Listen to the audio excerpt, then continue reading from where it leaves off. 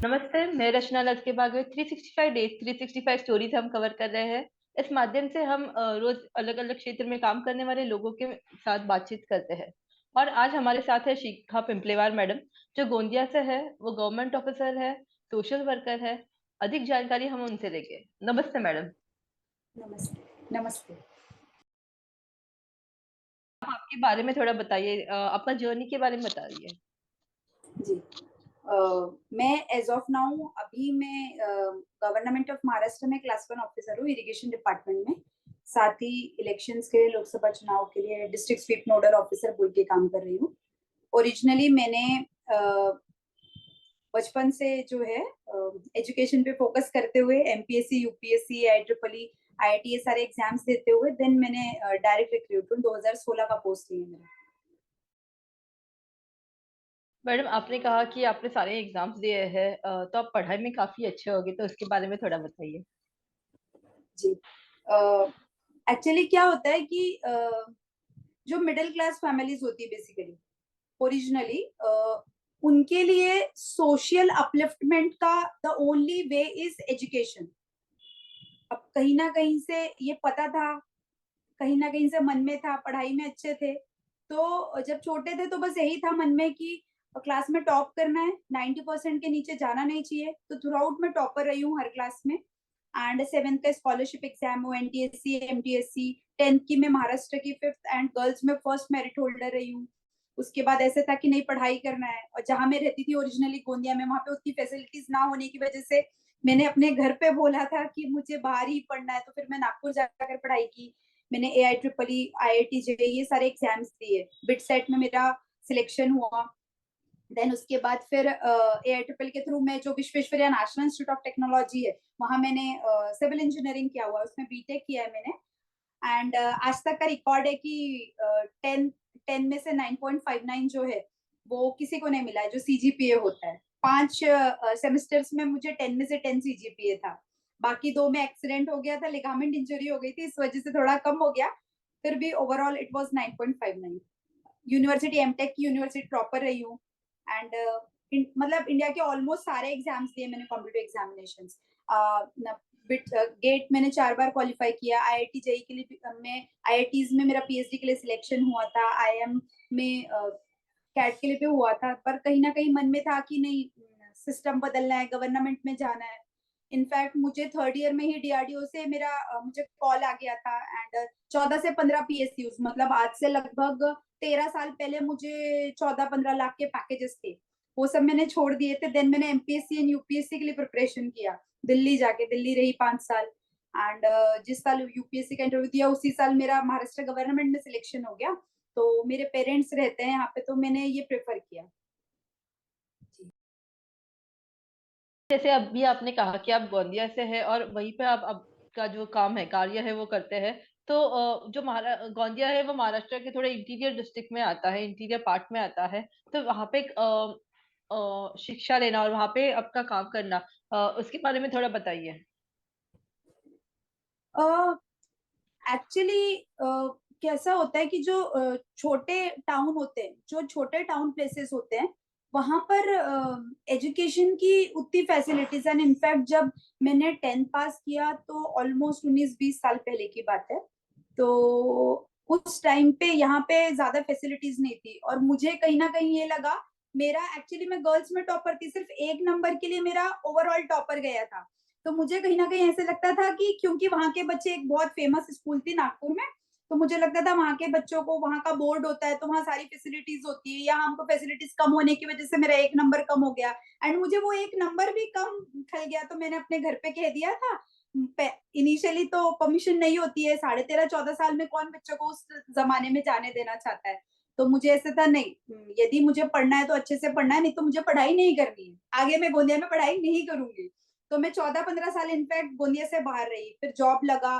बाकी भी पढ़ाई के लिए मैं बाहर थी। देन जॉब लगा तो 2016 में मेरा नांदेड़ पोस्टिंग हुआ। नांदेड़, नासिक, औरंगाबाद ये सब रहते हुए कुही, भिवापुर, नागपुर के गोसीकुट पुनर्वसन में मैंने काम किया। देन उसके बाद 2-3 साल पहले से मैं गोंदिया वापस आई हूँ।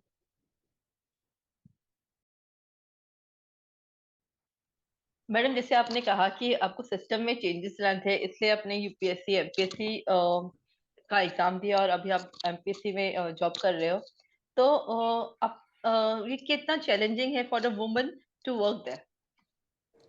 एक्चुअली हाँ, यस, बहुत ज्यादा है। लेडी ऑफिसर्स जो होते हैं, स्पेशली लेडी ऑफिसर्स कहें या एम्प्लॉयज जो रेगुलर हमारे अधिकारी या कर्मचारी होते हैं, जो टेंडेंसी रही है हमारे इंडियन सोसाइटी की, बेसिकली की लड़कियों को और महिलाओं को घर में खाना बनाना है। ऊपर से मैं जो बैकग्राउंड से आई हूँ गोंदिया में, तो वहां पर आप अपने रिलेटिव्स कहें या वहां के नॉर्मल पब्लिक भी आप कहें, वो हमेशा से इस तरीके से वुमेन को पोर्ट्रे किया जाता है कि उनका बस हाँ काम है घर संभालना।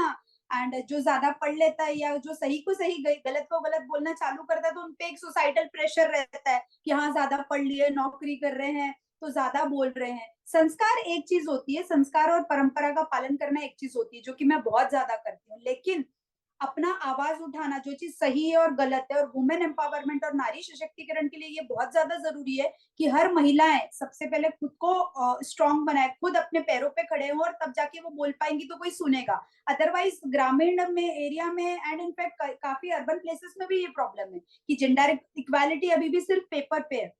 जो सिस्टम है ना, गवर्नमेंट है या कॉर्पोरेट्स है, वहां पर महिलाओं को अभी भी लाइक वो यदि कुछ करना चाहती है तो उन्हें जो है लाइक वो उनकी एबिलिटीज को डाउट किया जाता है सबसे पहले। ये उनको जब कोई भी देखता है तो वो कितनी सुंदर है, कितना अच्छा दिखती है, that is the most important thing किसी के भी माइंड में आता है। इवन महिलाएं भी होगी तो वो दूसरी लेडी को इस तरीके से देखती है।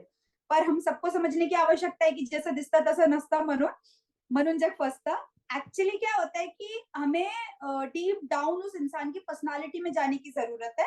एंड एज अ वुमेन वो खुद के इंडिविजुअल डेवलपमेंट के अलावा अपने परिवार के लिए, अपने सोसाइटी के लिए एंड अपने ओवरऑल देश के लिए क्या कर सकती है, उसका यदि उसे मौका दिया जाएगा, तो जो महिला इतने हड्डियां टूटने के बराबर का दर्द सहन करके एक बच्चा पैदा कर सकती है, तो वो तो क्या नहीं कर सकती है।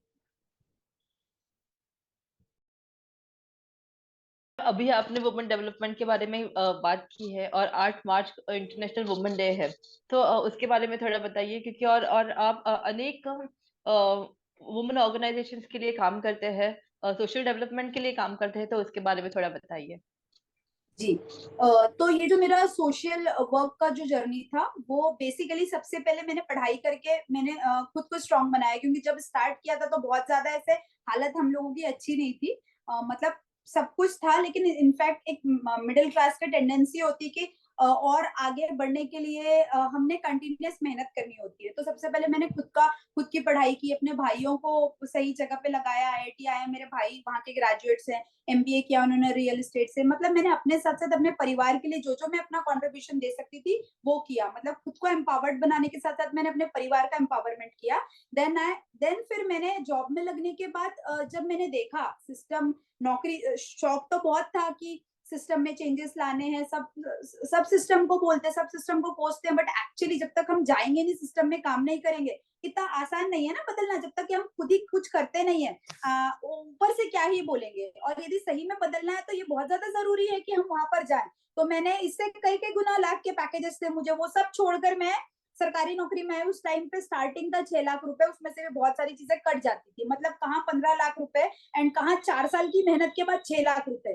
तो उद्देश्य सरकारी नौकरी में आने का कभी भी पैसा कमाना नहीं था, वो था कि सेवा करना है, सरकार के लिए काम करना है, देश के लिए काम करना है, ये उद्देश्य से आई थी। बट कहीं ना कहीं देखा जाए तो आज भी बहुत सारी जगह पे ये सच्चाई है, हम में से बहुत कोई बोल नहीं पाता है, but corruption is too much prevalent. जो ईमानदार लोग हैं, जो सिंसियर लोग हैं, उनको काम करना इतना आसान नहीं है। और वो भी यदि आप लेडी ऑफिसर हो, तो बहुत सारे लोगों को कम एज की यदि लेडी ऑफिसर रहती है एंड उससे इंस्ट्रक्शंस लेना वो भी लोगों को खल जाता है। लाइक कहीं ना कहीं ईगोज लोगों के हर्ट हो जाते हैं।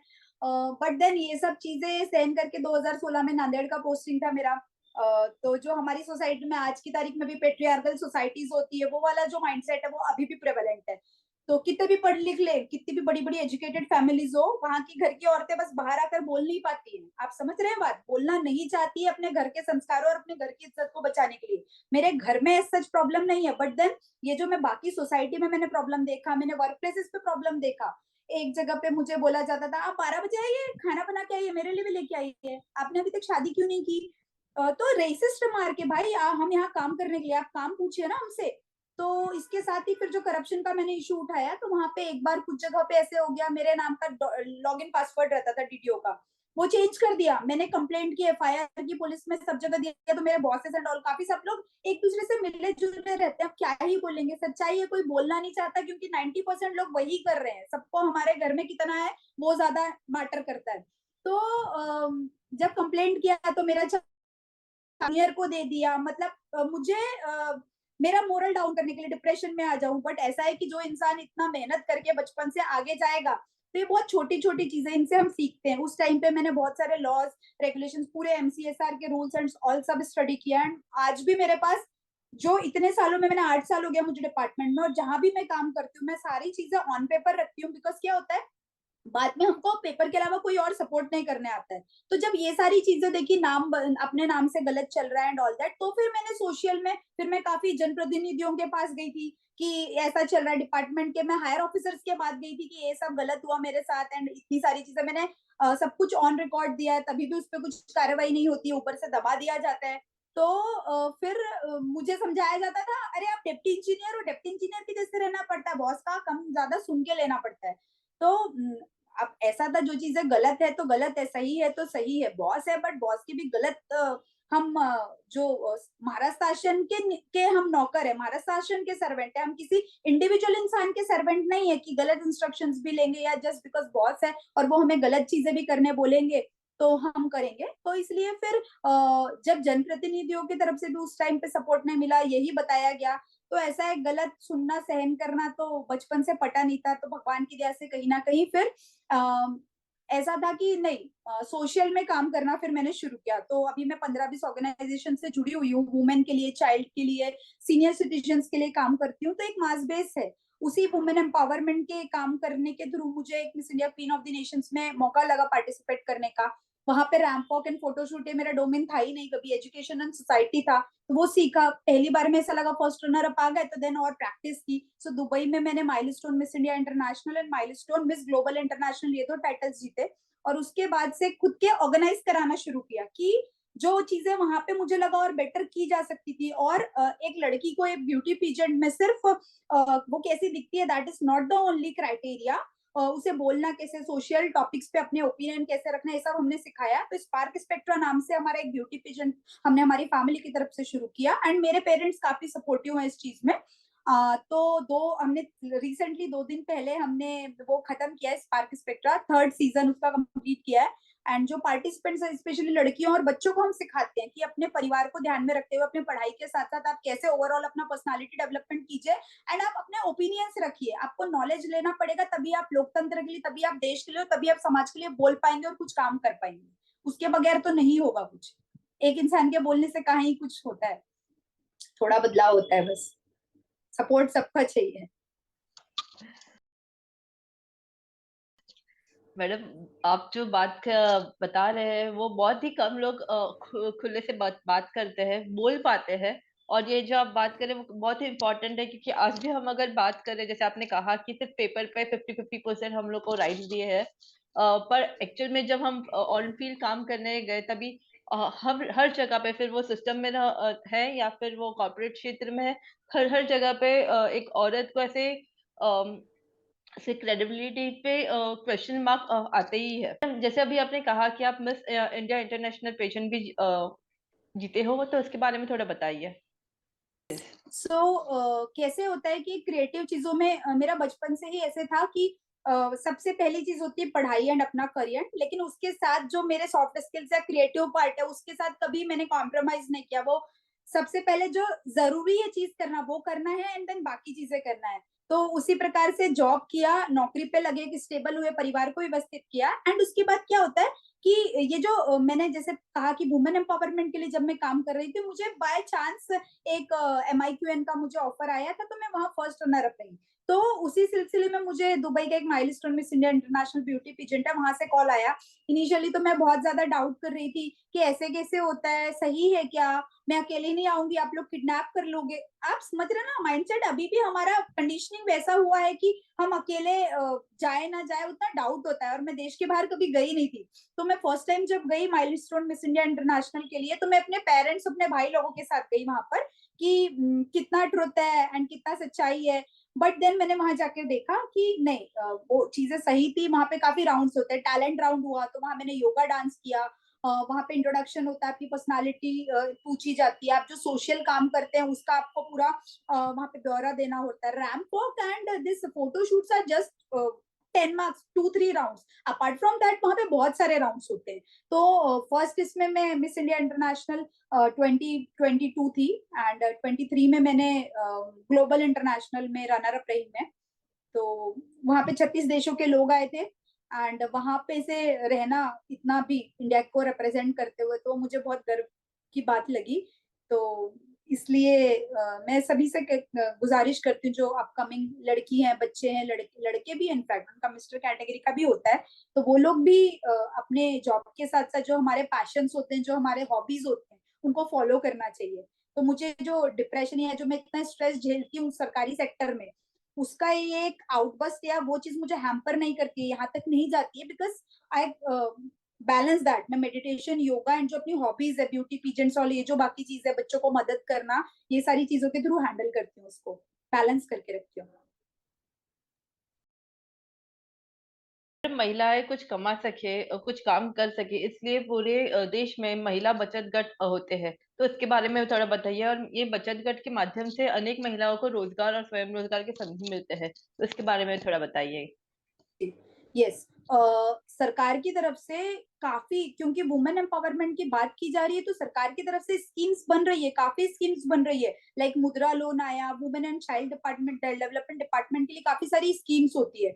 बट कुछ एनजीओ, सभी एनजीओ की बात नहीं कर रही हूँ, कुछ एनजीओ क्या होते हैं, they just register the organisation for taking benefit. वो सिर्फ बेनिफिट लेने के लिए या उसमें से पैसे या निधि निकालने के लिए स्कीम के माध्यम से वो लोग रजिस्टर करते हैं। लेकिन हमको एक्चुअल में यदि सोसाइटी और वुमेन एम्पावरमेंट के लिए काम करना है, तो सबसे ज्यादा जरूरी ये है कि महिला बचत गटों को जो मुद्रा लोन या जो अदर टाइप ऑफ लोन की सुविधाएं दी जा रही है, तो उनके जो रेलेवेंट लोग हैं वो उसको सिर्फ पैसा उठाने या पैसा जमा करने का माध्यम ना समझे। जो महिला बचत गट की महिलाएं पैसा जमा करती है या जो उनको लोन देने की जो संधि मिलती है, लोन मिलता जो है उन्हें, उसका यूज करके उन्हें छोटे छोटे उद्योग खोलने की आवश्यकता है। और जब वो छोटे छोटे अपने पसंद से खोलिए, जरूरी नहीं है बड़ी पापड़ अचार का ही, किसी को पार्लर का शौक होता है, किसी को कंप्यूटर एजुकेशन का शौक होता है, किसी को सिलाई का शौक होता है, किसी को होममेड हैंडीक्राफ्ट आर्टिकल्स का शौक होता है। तो ये सब पे जब महिलाएं काम करेगी, तो सिर्फ उनको खुद का नहीं डेवलपमेंट करेगी, ये सारे यदि बड़े लेवल पे होने लग जाए काम फायदा उठा के, तो हम उसको एक्सपोर्ट कर सकते हैं। और जो हमारा इकोनॉमी है ओवरऑल, ग्लोबल इकोनॉमी में हम जो बाहर के डॉलर्स एंड जो बाकी फॉरेन करेंसीज, फॉरेक्स रिजर्व्स हमारा बढ़ा सकते हैं। तो manufacturing even at local products, local level भी वो बहुत ज्यादा हो सकता है, यदि महिला बचत गट सिर्फ पैसा जमा करने और बांटने का माध्यम ना रह जाए, उद्योगों के साधन बन जाए, क्योंकि वो इंफ्रास्ट्रक्चर बहुत स्ट्रांग है even at rural and urban also. जैसे मैंने पहले भी कहा कि अभी इंटरनेशनल वुमेन्स डे है। हम लोग वो दिन बहुत सेलिब्रेट करते हैं, बहुत सारे डिस्काउंट, बहुत सारे ऑफर्स वुमेन के लिए रहते हैं। पर हर साल, मतलब पूरे साल भर जब वुमेन्स काम करते हैं, तभी उनको पूछा नहीं जाता, तभी उनको वैल्यू नहीं दी जाती। तो तभी वुमेन ने क्या करना चाहिए, उसके बारे में थोड़ा बताइए। जब तक कि मुझे लगता है कि वुमेन रिजर्वेशन लोकल गवर्नमेंट में है, या इवन महाराष्ट्र में लेटरल रिजर्वेशन बोल के कुछ जगह पे है, बट प्राइवेट सेक्टर्स हो गया या इवन सोसाइटीज हो गई, घरों में हो गया, जब तक कि महिलाओं को इक्वल दर्जा नहीं मिलेगा, जब तक उनको वो जो रिस्पेक्ट है, हर जगह पैसा या गिफ्ट्स इंपॉर्टेंट नहीं होते या सिर्फ सेलिब्रेशन इंपॉर्टेंट नहीं होता, वो जो रिस्पेक्ट और डिग्निटी की वो हकदार है।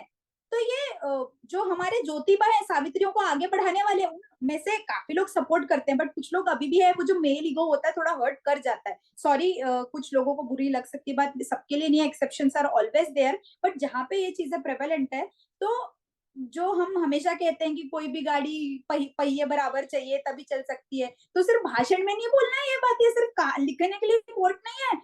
आप खुद ही समझिए, वो भाई आपका घर चला रही है, आपके बच्चों को पाल रही है, आपका खाना पीना देख रही है, बाहर भी जाके काम कर रही है आज की तारीख में, तो कहाँ पे आपसे कम है। यदि एक्सरसाइज प्रॉपर करे, स्ट्रेंथ बिल्डिंग करे, तो स्ट्रेंथ भी आ जाती है। ठीक है, बायोलॉजिकली हार्मोन्स तो वेरी करेंगे ही भाई, क्योंकि महिला पुरुष दो अलग चीजें बनाई है, लेकिन जो उनके जो माइंडसेट पॉइंट ऑफ व्यू से है, उनको जब तक हम इक्वल इंपॉर्टेंस नहीं देंगे, जेंडर पैरिटी नहीं होगी, जेंडर इक्वालिटी नहीं होगी, तब तक के ये सारे जो डेज है वो सिर्फ वही दिन रह जाएंगे। तो जैसे कि हम यहाँ पे 365 डेज 365 स्टोरीज में काम कर रहे हैं, तो सही में यदि महिला सशक्तिकरण करना है, नारी सशक्तिकरण करना है, तो इंटरनेशनल वुमेन्स डे मनाइए, जो नेशनल वुमेन्स डे आता है जनवरी फरवरी में वो भी मनाइए, लेकिन वो 365 दिन हर जगह, यहाँ से लेके बाहर तक, घर से लेके बाहर तक, हर जगह महिलाओं को रिस्पेक्ट देना आवश्यक है, उनके ओपिनियंस को काउंट करना आवश्यक है। इवन ऑन वर्क प्लेसेस आप उनको कम मत समझिए, आप उनको उनके लायक के काम दीजिए,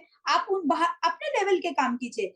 वो दूसरे टाइप के काम कर सकती है या आप दूसरे टाइप के काम कर सकते हैं, इसका मतलब ये नहीं है कि कहीं भी महिलाएं इंफीरियर होती है, दोनों इक्वल होते हैं, वो हमें समझना आवश्यक है। जितना प्लस मैटर करता है उतना माइनस भी मैटर करता है, जितना हार्ड साइड मैटर करता है उतना सॉफ्ट साइड भी मैटर करता है।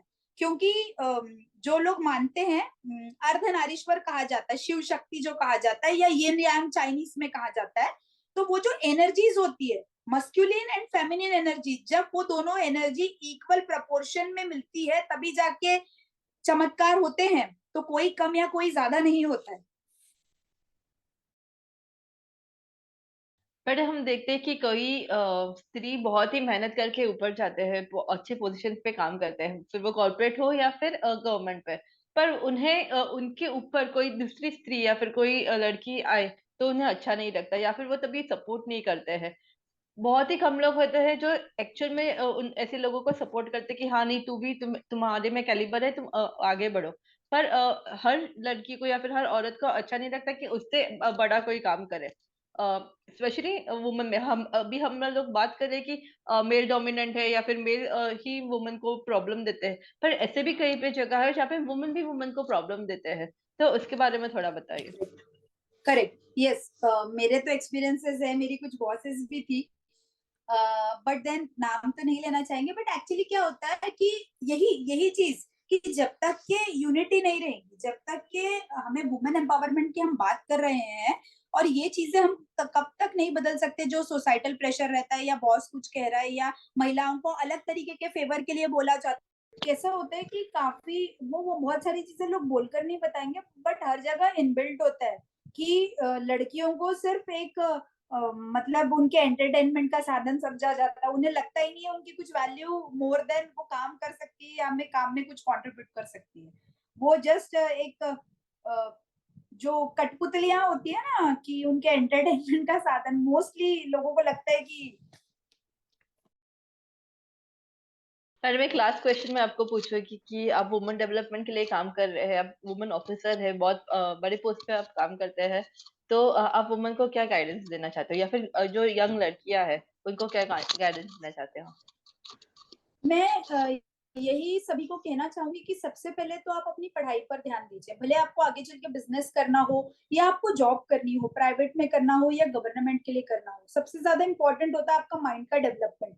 जब तक कि आपको चीजें, आपको नॉलेज नहीं रहेगा, आपको चीजें पता नहीं रहेगी, आपको लॉस पता नहीं रहेंगे, आप इतनी बातें कर ही नहीं पाएंगे, और सही को सही, गलत नहीं को गलत नहीं बोल पाएंगे। अब मैं जो इतना बोल पा रही हूँ क्योंकि मैंने संविधान पढ़ा है, तो मैं बता सकती हूँ कि आर्टिकल 19 में freedom of speech and expression है। भले फोर्थ पिलर ऑफ डेमोक्रेसी के सभी लोग यूज नहीं करते, आप यूज कर रहे हैं, उसके लिए मैं आपको मुबारकबाद देना चाहूंगी मैडम, आप जो बहुत अच्छा काम कर रहे हैं, और इसी तरीके से आप काम करते रहिए, इसी तरीके से जो ग्राउंड लेवल का ट्रूथ है वो सामने आना जरूरी है। तो बच्चियों के लिए जरूरी है कि वो एजुकेशन ले, देन अपना जॉब करना है या जो भी आपको खुद का बिजनेस करना है, एंटरप्रेन्योर बनना है, उससे आप खुद को फाइनेंशियली इंडिपेंडेंट बनाइए। जब तक के आर्थिक सक्षमीकरण नहीं होगा महिलाओं या लड़कियों का, तब तक के नारी सशक्तिकरण की हम बात ही नहीं कर सकते। यही कहा जाएगा कि जो लड़की खुद को नहीं पाल सकती वो क्या परिवार को ज्ञान बताएगी, या समाज को ज्ञान बताएगी, और देश को ज्ञान बताएगी। तो जब तक आपके पास खुद का पैसा नहीं रहेगा, तब तक आपकी कोई नहीं सुनने वाला है, कितना भी आपको सब हो, आप कितना भी सही हो। सबसे पहले खुद के पैरों पे खड़ा रहना सीखिए, फिर अपने परिवार को मदद कीजिए, परिवार भी सुनेगा आपकी, और जब परिवार आपका आपकी साथ है, तो फिर धीरे धीरे सोसाइटी को जब आप कंट्रीब्यूशन करते जाते हैं, उनके बच्चों के लिए मदद करते हैं, उनके परिवारों में मदद करते हैं, तो फिर सोसाइटी भी सुनती है, उनको भी फिर ये जो पुराना माइंडसेट है, जो दकियानुसी जो विचार है, वो फिर धीरे धीरे बदलते हैं, उन्हें ये समझ में आता है कि वो जो रीति और परंपराएं थी वो 150-200 साल पुरानी परंपरा है, वो उस समय के लिए रेलेवेंट थी, उस टाइम के समाज की व्यवस्था के अनुसार। और आज की जो व्यवस्था के अनुसार है, नई रीति रिवाजों में हमें जाना पड़ेगा और सही चीजों को एक्सेप्ट करना जरूरी है। सब कुछ नहीं बदलना होता है, बट आज के समाज की परिस्थिति के अनुसार यदि हम 5G के जनरेशन में भी 2G में अटके रहेंगे तो हम कैसे प्रोग्रेस करेंगे? हम मोबाइल वो यूज नहीं करते हैं कीपैड वाला, तो फिर हमने परंपराएं तो नहीं यूज करना चाहिए। और वो मदद या लड़कियां कंट्रीब्यूट तभी कर पाएगी और उनकी तभी सुनेंगे जब वो खुद समाज को कंट्रीब्यूशन देगी और जब वो खुद को इंडिपेंडेंट बनाएगी। एंड लास्टली, जब समाज आपके साथ है, लोग आपके साथ है, तो फिर आप यदि शासन में प्रशासन में जाते हैं तो वहां पे आप अपने स्किल दिखाइए, वो भी सुनेंगे। आज निकल सुनना पड़ेगा, धीरे धीरे सुनना पड़ेगा। और उसके लिए आप यूनिटी रखिए, एक साथ मिलके काम कीजिए, एक दूसरे के लिए काम कीजिए। जब आपकी मेजोरिटी होगी तभी आपकी आवाज भी ज्यादा होगी, राइट? और आपको आप काउंट करेंगे। तो खुद को भी मजबूत कीजिए, अपने आसपास को भी मजबूत कीजिए, तभी सही मायने में नारी सशक्तिकरण हो सकेगा। जब वो एक साथ रहता है ना झुंड, तो फिर उसको कोई हाथ नहीं लगा सकता, समझ रहे हैं? तो वो थोड़ा लड़कियों में रहता है जेलेसी एंड ऑल दैट, वो सब बहुत छोटी चीज है। अब आगे बढ़ना है, ट्रू वुमेन बनना है, तो वो सब बहुत छोटी बात है, वो छोड़कर आगे बढ़ना पड़ेगा। इतना कहना चाहूंगी। Happy international women's day to everyone. And सभी ज्योतिबाओं से गुजारिश है कि हमारी सावित्रियों को इसी तरह आगे बढ़ाते रहिए, मदद कीजिए जहां भी लगती है, और उन्हें सावित्री के जैसे ट्रीट कीजिए। Thank you ma'am. आपका जो काम है ट्रूली इंस्पिरेशनल है। जैसे आपने कहा कि आप छोटे थे तब से आप पढ़ाई में काफी अच्छे थे, और पढ़ाई में ध्यान देना बहुत ही इंपॉर्टेंट है वुमेन के लिए, कोई भी स्त्री के लिए, कि अगर आप पढ़ाई में ध्यान दो, अच्छे मार्क्स से पास हो, तो यह आपको आगे जाके और वैल्यू मिलेगी। और जैसे आप अभी इतने पोजीशन पे बैठ के आप काम कर सकते हो, कुछ अगर आपको चेंज लाना है सोसाइटी में या फिर कहीं पे भी, तो आप पढ़ाई के माध्यम से ही वो ला सकते हैं। थैंक यू मैडम, आपने जो हमें आपका नॉलेज और आपका एक्सपीरियंस हमारे साथ शेयर किया है, इसके लिए खूब खूब थैंक यू और धन्यवाद।